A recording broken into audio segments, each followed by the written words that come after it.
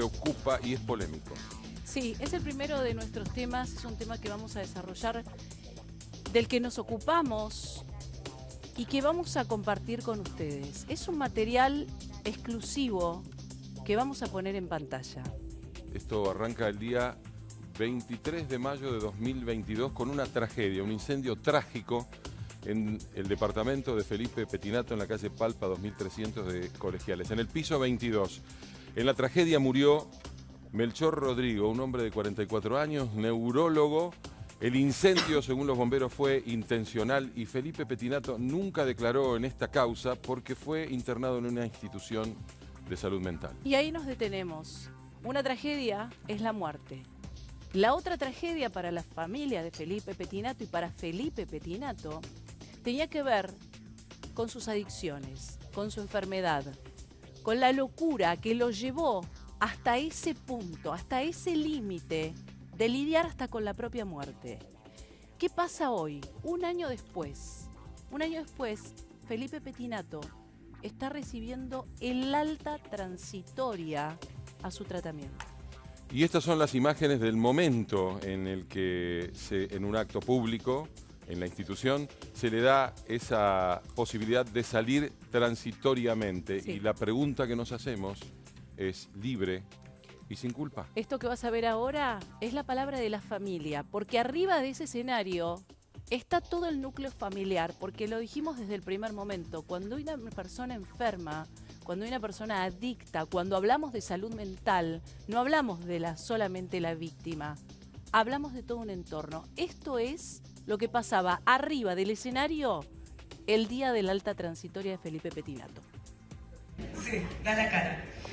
Yo hablé el primer día, el día que lo trajimos a Felipe ahí, y casi no pude hablar igual porque llorábamos sin parar, porque la ilusión era meterlo en un nuevo lugar, ya había pasado por 8, con la misma esperanza de que salga mejor, de que salga recuperado, de que esta vez sí, de que esta vez funcione, de que esta vez él encuentre dentro suyo el motivo para salir adelante y para vivir y para elegir tener una vida sana y feliz. Lo dejamos... No. Lo dejamos con esa esperanza hace casi un año. Salí pesado. Y la verdad es que fuimos viendo cómo evolucionaba y cómo llegó hasta acá. He pasado por tantos velatorios en el mundo del rock y realmente me alegra mucho que... La verdad que es algo muy increíble todo lo que pasó con Felipe, y que realmente es más allá de una persona, es un artista enorme y un tipo que no necesito hablar tanto de él porque ya ustedes lo conocieron, entonces saben que es lo que es Felipe. That's it. Esta es una familia que habla de su hijo, que habla de su dolor. Acá hay un dolor muy fuerte, que tiene que ver con la recuperación y con el proceso que vive una familia con un hijo adicto. Pero hay otro dolor, tal vez tan profundo como ese o más, que tiene que ver con la muerte. Vamos a escuchar primero la palabra de Felipe Pettinato. Hola, soy Felipe, mi nombre es Felipe. Gracias a un poder superior, gracias a mi familia, a mis compañeros y compañeras, hoy cumplo 11 meses y 27 días.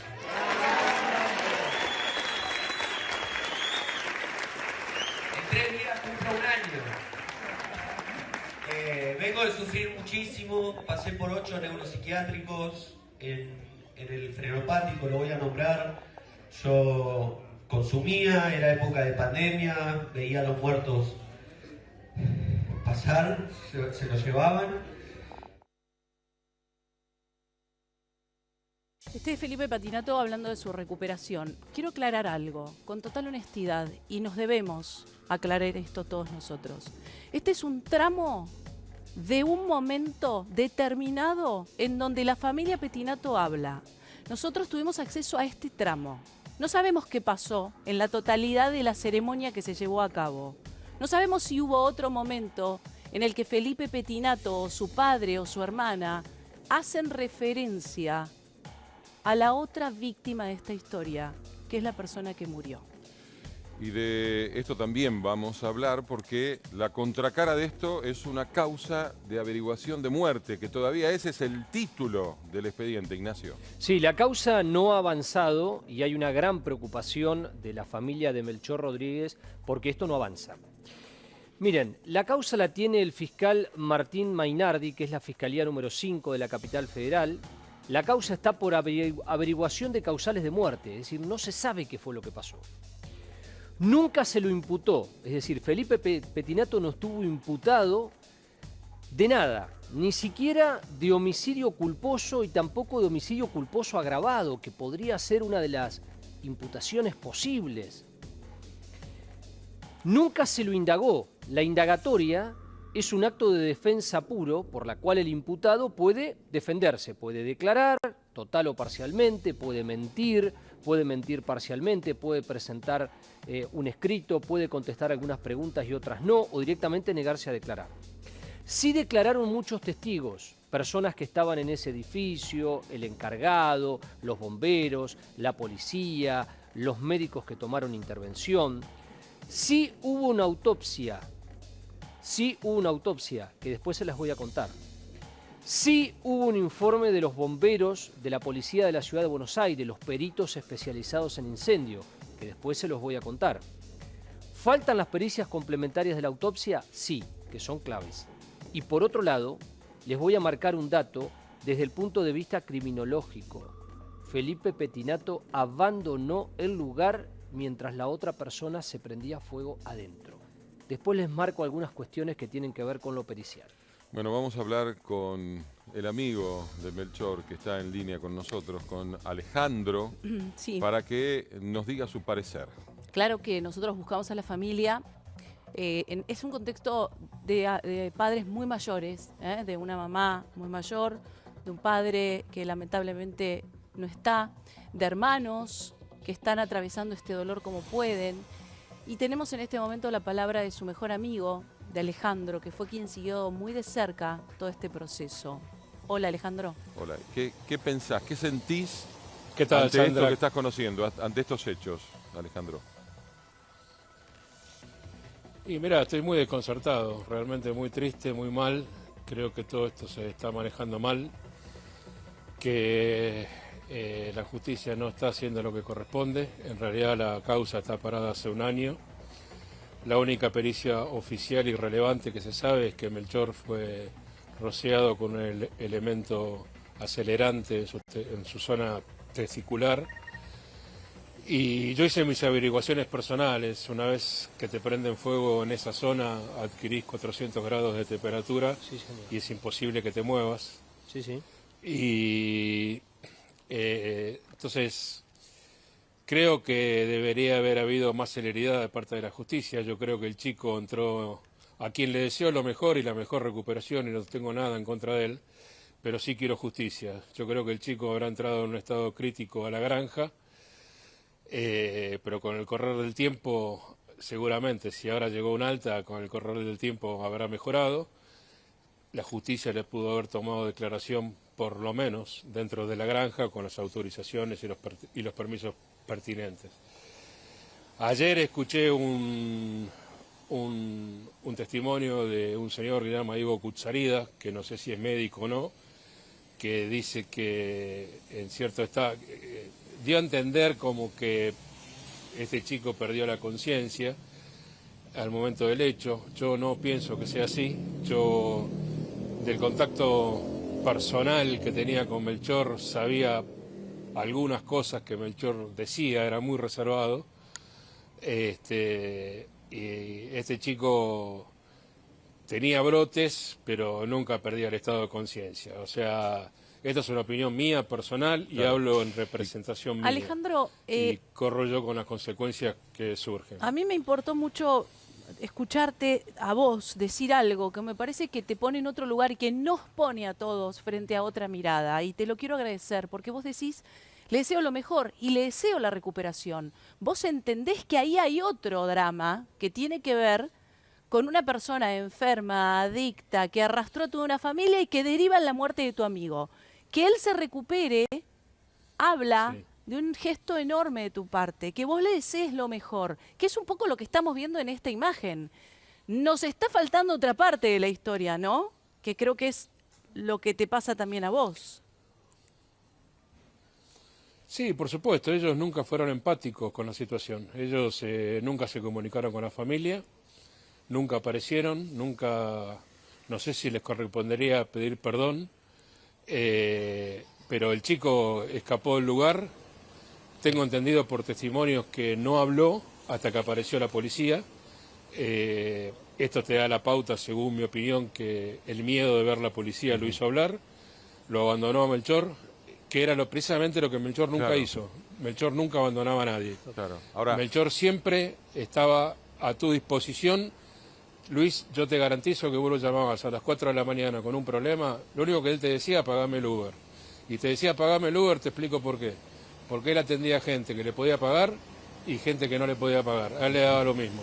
Lo que menos le importaba era la plata. claro, ahora, Yo tengo un audio que le mandé a tu productora. sí.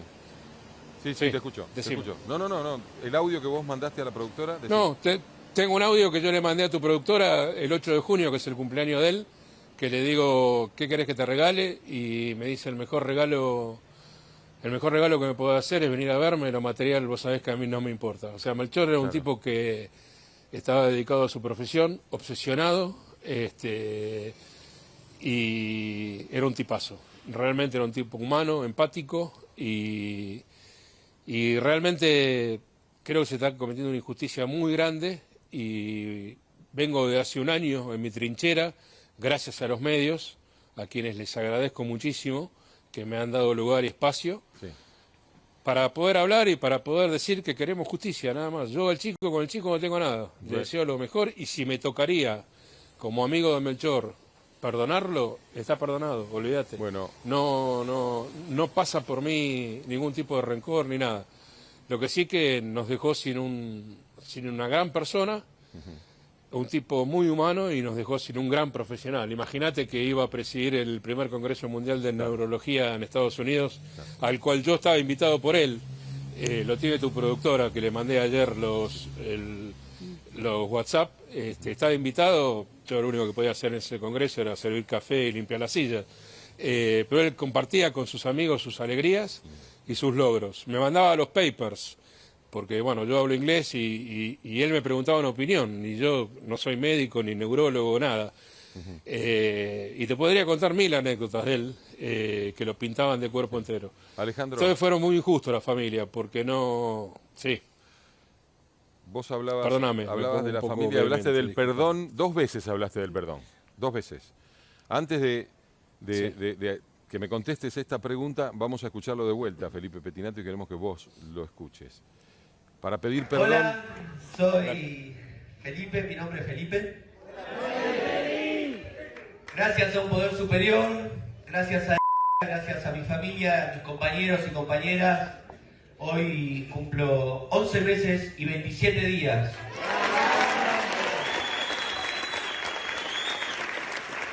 En 3 días cumplo un año. Vengo de sufrir muchísimo, pasé por 8 neuropsiquiátricos, en el frenopático lo voy a nombrar. Yo consumía, era época de pandemia, veía a los muertos pasar, se los llevaban.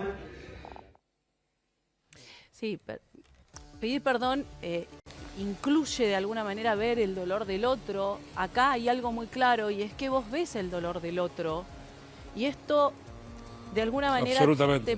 te pone naturalmente en un lugar de responsabilidad absoluta. Lo que nos hubiera gustado, tal vez, insisto con esto, no sabemos si está, y nosotros no tuvimos acceso a ese tramo del video, es escuchar también el perdón y la responsabilidad del daño causado. Nadie podría estar en contra del proceso de recuperación de este chico, Alejandro. No, para nada, al contrario. Pero ellos nunca fueron empáticos, nunca pensaron que acá hubo 3 muertos. Melchor, la madre, que está muerta en vida, y no sé si hoy está el padre internado. O sea, Claro. tuvo 3 eventos cerebrales, y creo que, no sé si está internado, pero estuvo internado esta semana. Claro. El Además, padre no pudo ir a la misa, que fue ayer o antes de ayer. Alejandro, Hay dos personas que están muertas en vida, que son la madre y el padre. para pedir perdón, y esta era la pregunta que te iba a hacer, y quiero tu parecer, hay que sentir culpa. Y esta es la pregunta. No, él no tiene culpa. Él está haciendo... Lamentablemente, él tiene para mí, en mi opinión, y vuelvo a repetir, lo digo bajo mi responsabilidad y es mi opinión. Acá hay una estrategia de silencio, del siga, de que esto se olvide. Viste que apareció un tuit de la hermana hace poquito deseándole feliz cumpleaños al chico y en ningún momento se habla de Melchor. Yo creo que este chico tiene gente de poder detrás. Todos vivimos en este país, sabemos lo que es la justicia. Y todo lo que van a intentar es que esto pase al olvido. Y la tarea de un hermano que ayer apareció en televisión, gracias a Dios, muy buena persona, que pudo hacerlo y superar el duro momento que está pasando. Y yo que vengo hace un año batallando, y agradecer a todos los periodistas que me dieron lugar y me dieron acceso para poder hablar. Pero realmente ellos, es como si Melchor no existiera. Claro, Me es indiferente la situación. Si yo hoy, ayer o antes de ayer me preguntaban si yo me cruzo con el chico, yo sigo caminando, no tengo drama. No, de mi parte no hay ningún tipo de rencor. Lo que sí quiero es justicia y voy a pelear desde mi lugar, chico o grande, como para conseguir justicia. Muchas gracias. Claro, hacer justicia es también reconocer el dolor por la pérdida, ¿no? Por eso queremos seguir profundizando este aspecto y queremos hablar con un especialista para que nos ayude a entender todo este conflicto que tiene mucho de encuentro y mucho de sufrimiento. Y estamos en comunicación con Enrique de Rosa, que es especialista en salud mental. Hola, Enrique. Seguramente estuviste escuchando esta última parte, este último tramo de la transmisión. Hola. Sí, así es. Bueno, buenas tardes. La estuve escuchando y un poco, bueno, la causa medianamente la conozco.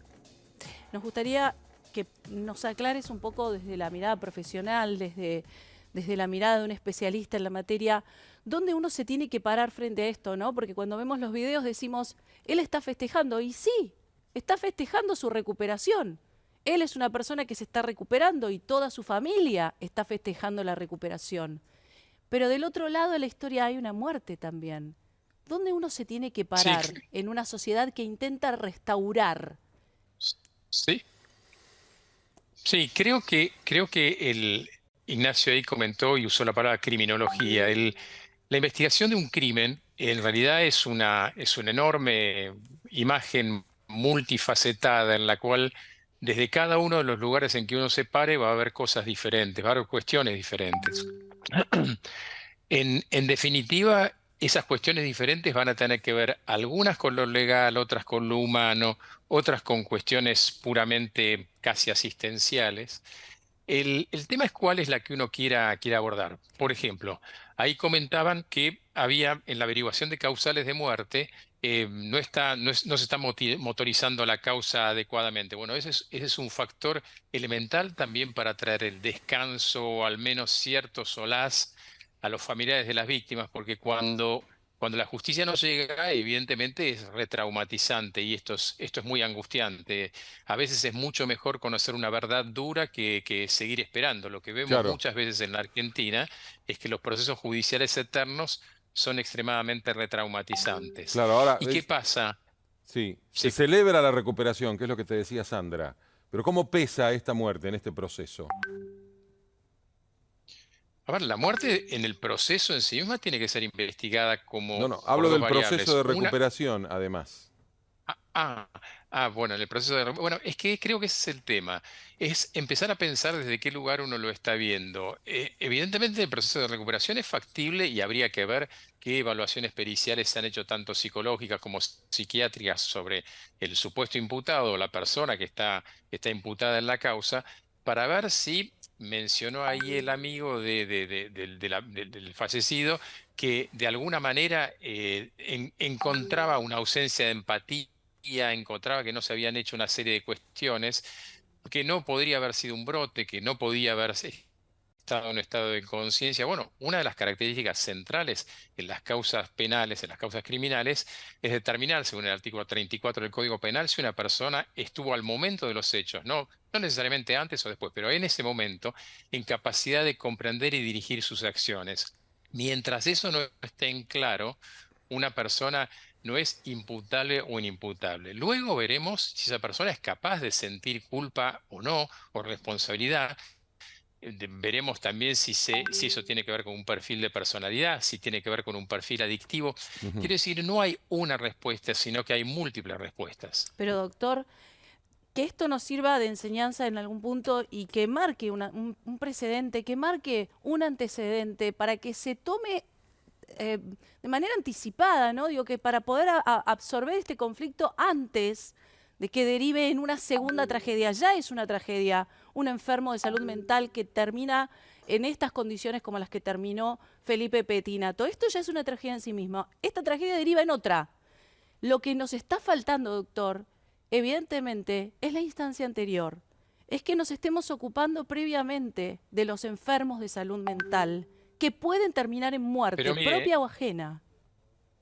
Pero mire, se lo cuenta a alguien que se viene, y cualquier psiquiatra que está más o menos con los años que tengo yo de práctica profesional, nos estamos peleando sobre ese aspecto, y de hecho hasta en los medios venimos hablando hace años. La 2656 es una ley. Ahora, no es solamente la ley. En realidad somos una sociedad en el mundo, pero somos una sociedad, particularmente la Argentina, que imagina que siempre las cosas se pueden actuar posteriormente a los hechos, y en realidad el mito epimeteico, es decir, actuar posterior a que las cosas ocurran, no pasa nunca. Si la salud mental no deja de ser un tabú, si la instancia judicial es la única en que uno se ocupe de un drama tremendo como son las adicciones en el país, en el cual no hay una atención, fíjense que esta persona puede tener una atención en virtud de sus capacidades económicas. Exactamente. Pero estos problemas pasan. Uno suele decir el cliché del conurbano. No, pasan en todas partes, que uno todos los días le tiene que decir a alguien, mire, no sé qué hacer. No sé qué hacer porque no lo puedo internar, no sé qué hacer porque no tengo ninguna instancia. Y esto pasa, creo que ni dónde, ni qué, ni con qué. Asentía, ni dónde, ni con qué. A mí me ha pasado en sede judicial que me agradezcan como perito que finalmente el chico, el muchacho, haya cometido un delito, fíjense el absurdo, porque al menos iba a entrar a la cárcel, donde no hay tratamiento tampoco. Claro. Entonces, el gran problema, Sandra, es el que ustedes señalan, y me parece muy bueno que pongan el acento en esto. Si nosotros no prevenimos, olvidémonos, yo debo haber escrito toneladas de cuestiones relativas a que vamos a seguir contando muertos. Y con buscar culpables, es cierto que luego en el caso particular, que nos toca a cada uno, es desesperante. Pero el problema es social. Concretamente, va a parecer que voy a salir de tema, pero ayer había una camp en el centro donde hay cantidad de chicos menores sospechosamente sedados con los padres acampando. ¿Ustedes saben por qué esos chicos están sedados? Esos chicos están sedados porque simplemente están bajo consumo de estupefacientes, sea de manera directa o por la leche materna. ¿El Estado hace algo respecto a eso o sigue generando enorme cantidad, miles y miles de adictos todos los días? Evidentemente, cada uno desde su lugar nos toca hacer nuestro aporte, nuestro pequeño aporte. Usted, doctor, desde el suyo, nosotros como medio desde el nuestro, y el abordaje que le intentamos dar a una cobertura como esta para que de alguna manera la gente y todos nuestros televidentes, que son muchos por suerte, entiendan de qué es lo que tenemos que hablar, cuál es el conflicto real. Gracias, doctor. Ha sido muy amable. Y la pregunta sigue, libre y sin culpa, ¿fue declarado inimputable? ¿Ahora qué, Ignacio? No fue declarado inimputable, no fue indagado, y hay pericias complementarias que para mí son claves que tienen que venir de ahora en más. Yo les voy a dar concretamente los datos técnicos, que para mí es lo que define todo. Podemos discutir criterios, no criterios, pero los datos técnicos hablan, y nosotros se los contamos aquí, yo se los expliqué en detalle. Vuelvo a repetir algunos de ellos. Informe de los bomberos de la ciudad de Buenos Aires. Un foco ígneo que se genera con una llama libre, que puede ser con un encendedor, con un fósforo o con algún elemento que tenía fuego. Hay un líquido acelerante benzina, combustible, alcohol.